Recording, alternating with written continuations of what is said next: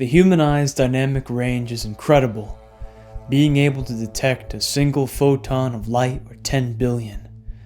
The human ear contains as many circuits as the telephone system of a large city. The king of Israel named Solomon wrote that the hearing ear and the seeing eye were both made by God. However, are we to believe him? Can we trust the Bible, especially since it's supposedly full of contradictions? It's my case that the Christian faith is not blind. So please listen with your ears, eyes, and heart open as this episode of Skeptic of Doubt covers how to determine whether alleged discrepancies in quantity are contradictory.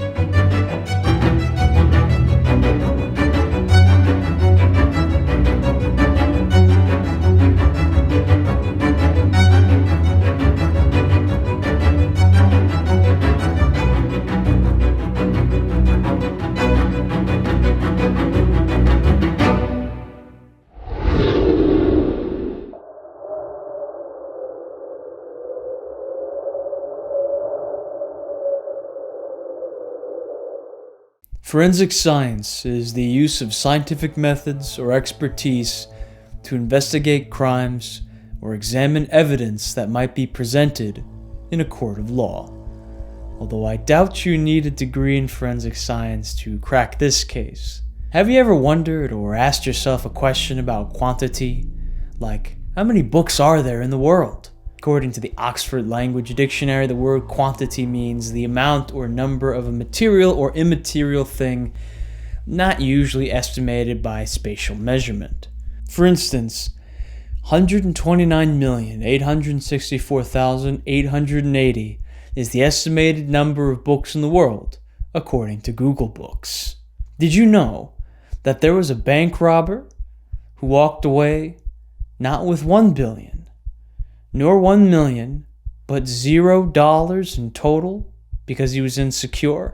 Canadian radio station CKNW-AM reporter Laura Bazouk reported, "A need for reassurance and approval was the ultimate downfall for a man now accused of robbing a Victoria bank." The robber, upon coming into the bank, quietly mumbled his demands to the teller, who had a hard time hearing him and so did not feel threatened by the robber.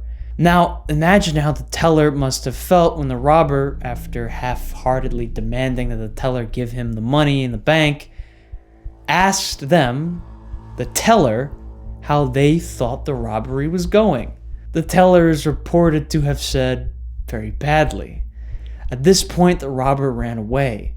However, the robber did not stay away for long because the very next day he returned to the scene of the crime to see how the investigation was going. The investigators are alleged to have said, "Very well, now that you're here." At this point, our insecure robber was arrested and he went to jail, having received a grand sum of $0 CAD. I'm sure that was not the quantity of dollars that he was hoping to have stolen from the bank. Indeed, quantity comes up quite often in life, from playing a role in bank robberies or serving as an impressive number of books. As you've probably already guessed, skeptics of the biblical texts allege that the Bible offers quantity discrepancies and thus is contradictory. For instance, skeptics teach that in Genesis chapter 6 verse 19, the Lord commanded Noah to take animals 2 by 2 into the ark, whereas in Genesis chapter 7 verse 2, only one mere chapter later, the Bible contradicts itself because the Lord commands Noah to take 7 of each kind of animal. So, the skeptic reasons, being that these quantities are discrepancies, the Bible's integrity is being called into question. However, this alleged discrepancy is an example of improper textual analysis.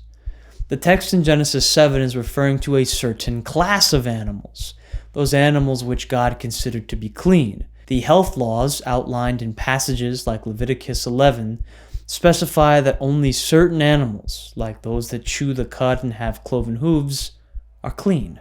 So these passages are not contradictory, as the passage in Genesis 6 refers to animals in general, and Genesis 7 is referring specifically to clean animals. What's interesting in this case is that the skeptics seem to forget that these two quantity descriptions were referring to two different classes, which would automatically negate the notion that they're contradictory. For instance, a butler may refer to their silverware and mention that they have a 25-piece fine china set, complete with a variety of tablespoons, teaspoons, forks, knives, and a serving tray. Say each utensil has 6 pieces to their set for a total of 24 utensils, and then one serving tray for a grand total of 25 pieces to the set. It'd be fallacious for somebody to say, wait, you have 6 forks and 1 serving tray? How can that be? 6 and 1 are 2 different quantities. There must be a discrepancy. Because in this case, the numerals 1 and 6 are being used to represent 2 different classes. Keep that in mind whenever someone brings up an alleged Bible contradiction concerning quantity.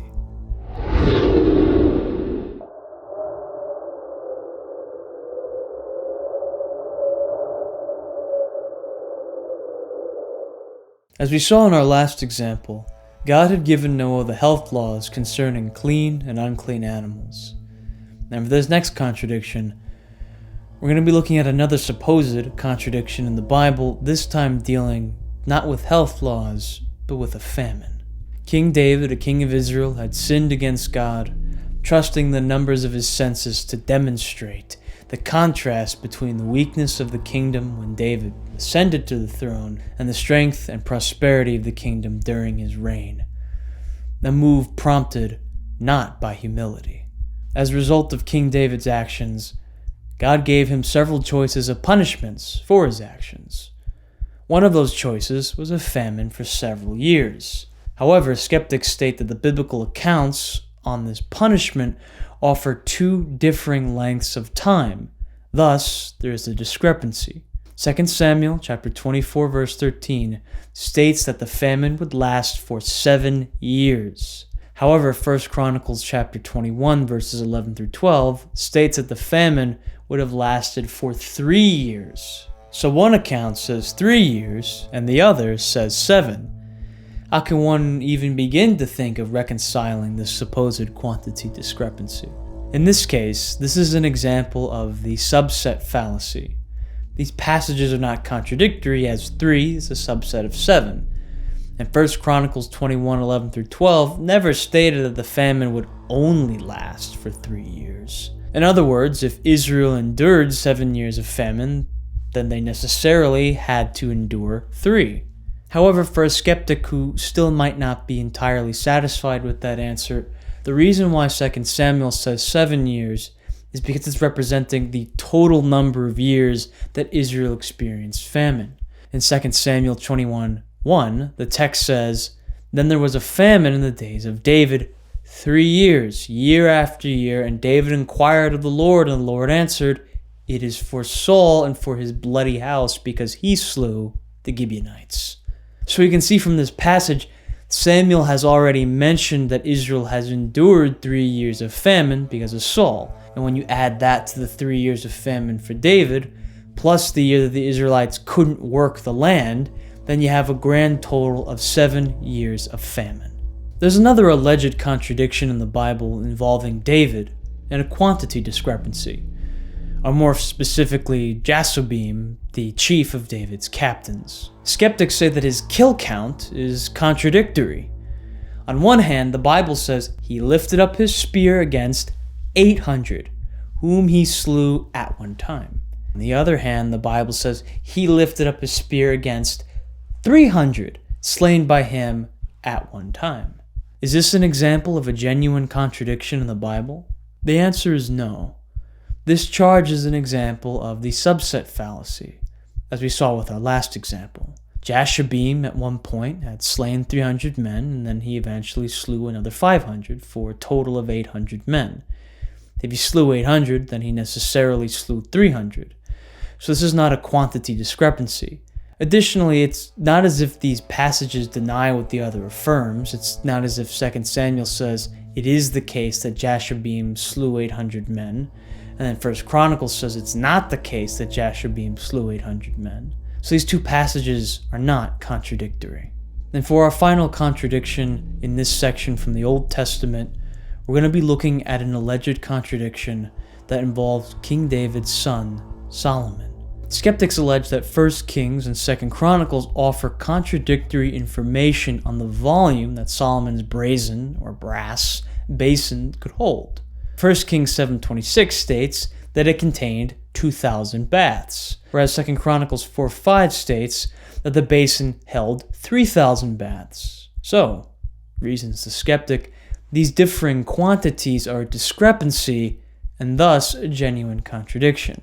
As with the other examples that we've already looked at, these texts are not contradictory as neither affirms what the other denies or denies what the other affirms. It's not as if 2 Chronicles states that it is the case that the basin held 3,000 baths and 1 Kings states that it's not the case that the basin held 3,000 baths. Like other numerical discrepancies, this alleged contradiction is an example of the subset fallacy. 2,000 is a subset of 3,000. If the basin could hold 3,000 baths, it follows logically that it could also hold 2,000 baths. 2,000 baths was likely the usual volume of water, and 3,000 was likely the max capacity.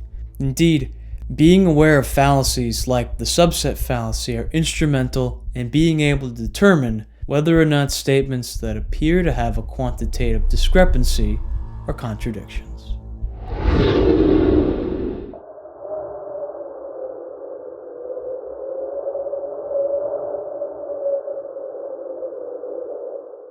One of the takeaways that I had mentioned in an earlier episode of Skeptic of Doubt is that the Gospels are a calling, not a conspiracy. What's the difference? To conspire, according to the Oxford Language Dictionary, is to make secret plans jointly to commit an unlawful or harmful act. So a conspiracy involves multiple people, or at least two, working together to do or to propagate something wrong. Forensic investigators are on their guard about conspiracy among witnesses. If the Gospels were carbon copies of one another, that could actually serve as a cause to consider skepticism of them, because reliable eyewitness accounts always differ slightly in the way that they recall their account. For instance, Matthew's Gospel recounts how the Roman guards were beating Jesus and mockingly told him to prophetically identify the individuals who were hitting him. Though Matthew records this account, he doesn't give all the details relevant to the situation. Although Luke's Gospel offers something akin to what forensic investigators would call unintentional eyewitness support, because Luke explains that Jesus was blindfolded. Thus he was unable to see who was hitting him, and hence the mocking of the soldiers. For the first supposed contradiction in this section of the New Testament, we'll see an example of how different authors will mention different details. We already looked at this example briefly. However, we're going to be looking at how many men were healed by Jesus who were possessed with devils. In Matthew chapter 8, verse 28, he records that Jesus healed 2 individuals who were demon-possessed. However, Mark chapter 5, verses 1 and 2, and Luke chapter 8, verses 26 and 27 mention 1 individual. As with the basin example, this is another instance of the subset fallacy, or as it's commonly called, the X and only X fallacy. Mark and Luke never emphatically state that there was only one man who was healed from demon possession.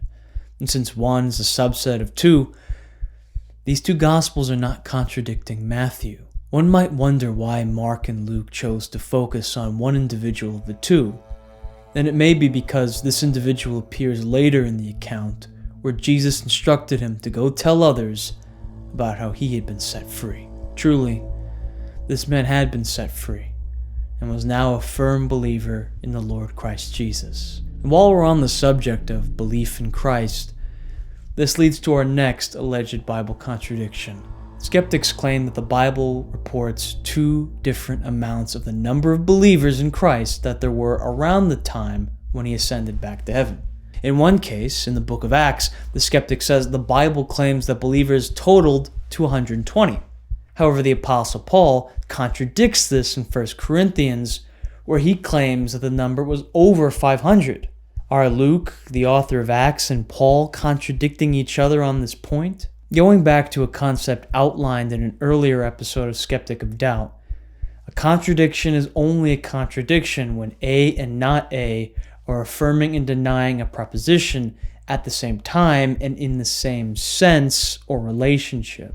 In Luke's account, in Acts chapter 1, verse 15, he records a meeting of 120 believers after Christ rose. Nowhere in Luke's testimony does he state that this was the total number of believers. Paul's statement in 1 Corinthians chapter 15, verse 6 about 500 individuals does not have anything to do with the sum total of believers on the earth after Christ's ascension.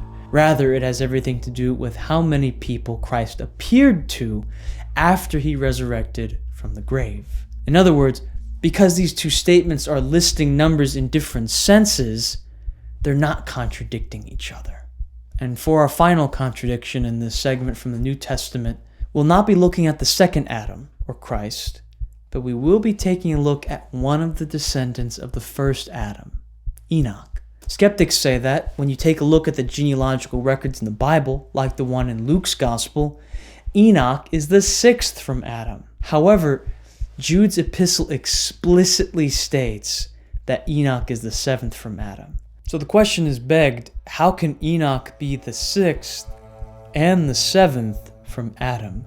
This alleged contradiction doesn't fall into a formal logical fallacy, however, it is improper genealogical analysis. To use another butler example, say a butler has a son, and the son of a butler has a son. And if each man was named Alfred, then they'd be Alfred Sr., Alfred the First, Alfred Jr., Alfred the Second, and Alfred the Third. The first Alfred is counted in the numbering. He is not excluded. Even so with the Bible, Adam is first, Seth second, Enos third, Canaan fourth, Mahalalel fifth, Jared sixth, and Enoch seventh. Nowhere does the Bible claim or state that Enoch was the sixth from Adam. He's always listed as the seventh generation from Adam. And to refer to Luke's Gospel again, Adam's listed as the Son of God. Likewise, the Spirit itself beareth witness with our spirit that we are the children of God.